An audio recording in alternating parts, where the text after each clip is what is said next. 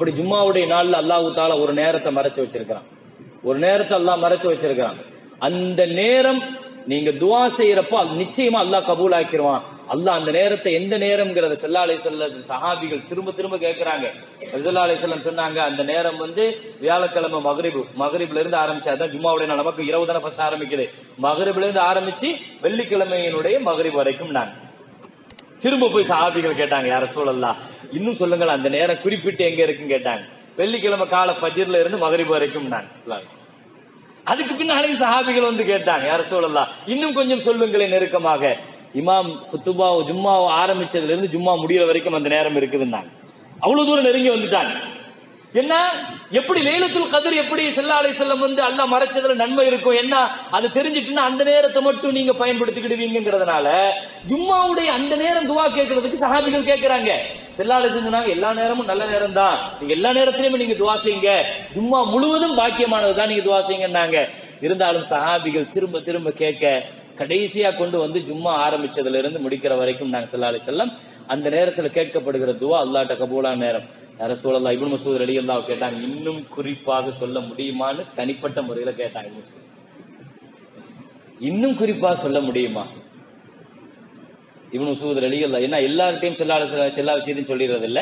இருந்தாலும் இப்னு மஸ்ஊத் ரலியல்லாஹு ஸல்லல்லாஹு அலைஹி ரொம்ப ஆர்வத்தை பொறுத்து கேட்டதுனால சொன்னாங்க, இமாம் 2 குத்துபாவுக்கு மத்தியில் உட்காருகிற அந்த செகண்ட் நாங்க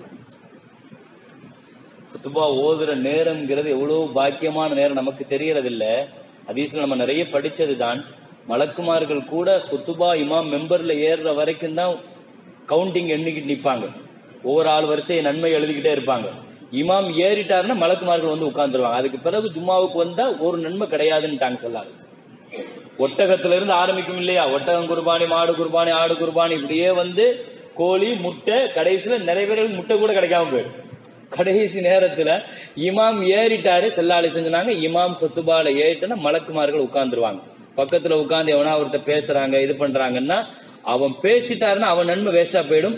நீங்க பேசாதீங்க, நீங்க சொன்னீங்கன்னா உங்க ஜும்மாவும் போயிடும். நான் சொல்ல பேசுறவரை பேசாதீங்க, நீங்க சொல்லாதீங்க. ஏன்னா அவர் பேசிட்டாரு, அவர் நன்மை முடிஞ்சு போச்சு, சும்மா நன்மை கிடைக்காது.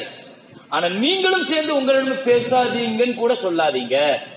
என்ன இதா குரி அல் குர்ஆன் ஃபஸ்தமிஉ லஹு, குர்ஆன்ல அல்லாஹ் சொல்லுவான், குத்துபா ஓதப்படுகிற பொழுது ஃபஸ்தமிஉ காது தாழ்த்தி கேட்க மட்டும்தான் செய்யணும், வான்சித்து வாயை மூடி இருக்கணும், லஅல்லக்கும் துர்ஹமூன் அல்லாஹ்வுடைய ரஹ்மத் உங்களுக்கு கிடைச்சிட்டு இருக்குங்கற. அல்லாஹ்வுடைய ரஹ்மத் கிடைக்குது குர்ஆன்ல அல்லாஹ் சொல்றான். உங்க மேல அல்லாஹ் ரஹ்மத் செஞ்சிட்டு இருக்கிறான், அருள் புரிஞ்சிட்டு இருக்கிறான். இந்த நேரத்துல நீங்க வாய் மூடி இருக்கணும், காது திறந்திருக்கணும், வாய் மூடி இருக்கணும், காது திறந்திருக்கணும் என்று குர்ஆன் சொல்கிறது. எனவே நீங்கள் பேசி விடாதீர்கள். இமாம் குத்துபாவுக்கு ஏறிட்டன எந்த சூழ்நிலையிலும் பேசாதீங்க. மார்க்கம் அதை மட்டும் தான் செய்ய சொல்லும். குத்துபா ஓதும் போது கேட்கணும், வாய் மூடி இருக்கணும். தொழுகிறது மார்க்கத்துல கூடாது, தொழக்கூடாது. எல்லா தொழுகை அதுக்கு முன்னால முடிக்கப்பட வேண்டும். இமாம் குத்துபா ஓதிட்டு இருக்கும்போது மெம்பர்ல ஏறின பிறகு தொழக்கூடாது. எனவே நபி ஸல்லல்லாஹு அலைஹி வஸல்லம் ஜும்மாவுடைய குத்துபாவுடைய விஷயங்கள் குறித்து ஒரு கட்டத்துல ஸல்லல்லாஹு அலைஹி வஸல்லம் குத்துபால நின்று பயான் பேசிக்கிட்டே இருக்கும்போது வெளியில பெரிய வியாபாரத்துக்கு போயிட்டு அரபிகள் என்ன செய்வாங்கன்னா பெரிய டஃப் அடிச்சுட்டு அப்படியே வருவாங்க. இந்த சத்தத்தை கேட்ட உடனே சஹாபிகள்லாம் எழுந்திருச்சு போய் வேடிக்கை பார்க்க போயிட்டாங்க. எப்ப ஸல்லல்லாஹு அலைஹி வஸல்லம் ஜும்மா குத்துபால நின்று இருக்கிறாங்க. குத்துபா ஓதிட்டு இருக்கும்போது சஹாபிகள் எழுந்திருச்சு, அன்னைக்கு அது பழக்கம், அது சாதாரணமான பழக்கம். ஜும்மாவுடைய குத்துபா மதிப்பு தெரியாம போயிட்டாங்க. ஸல்லல்லாஹு அலைஹி வஸல்லம் உடனே அல்லாஹ் ஆயத்தை இறக்கிட்டான், ஒய்தா ரஅவு திஜாரத்தன் அவு லஹ்வன் இன்ஃபல்லு இலைஹா வ தரகூக காயிமா. வியாபாரத்தை பார்த்துட்டு நீங்க குத்துபால ரசூல் ஓதிட்டு இருக்கிறாங்க, நபி அப்படியே குத்துபா ஓத விட்டுட்டு நீங்க எழுந்திருச்சு போயிட்டீங்களா அப்படின்னு அல்லாஹ் கடுமையான ஆயத்தை இறக்குனப்ப ஸல்லல்லாஹு அலைஹி வஸல்லம் சொன்னாங்க, நல்ல வேளை சில சஹாபிகள் குத்துபா கேட்க உட்கார்ந்து இருந்தீங்க, நீங்களும் எழுந்திருச்சு போயிருந்தீங்கன்னா ஒட்டுமொத்த மதீனாவே அல்லாஹ் எரிச்சிருவான்ட்டாங்க. குத்துபா ஓதிட்டு இருக்கும்போது நீங்க அப்படி போகலாமான்னு ஸல்லல்லாஹு அலைஹி வஸல்லம் சஹாபிகள்கிட்ட கேட்கிறாங்க. அவ்வளவு ஜும்மாங்கிறது அவ்வளவு பாக்கியமானது. கண்ணியமிக்க முஃமினீன்களே, இந்த உம்மத்திற்கு தரப்பட்ட மிகப்பெரிய நிஅமத் அது. அந்த நிஅமத்துகளில் மிகப்பெரிய பாக்கியமானது ஜும்மாவுடைய நாள். எனவே அந்த ஜும்மாவுடைய நாள் நிறைய பாவங்கள் மன்னிக்கப்படுது, துஆக்கள் கபூலாகுது, நிறைய ஸலவாத்துகள் ஓதப்பட வேண்டும் என்பதால் ஹதீஸ் ஷரீஃபில் நிறைய உண்டு.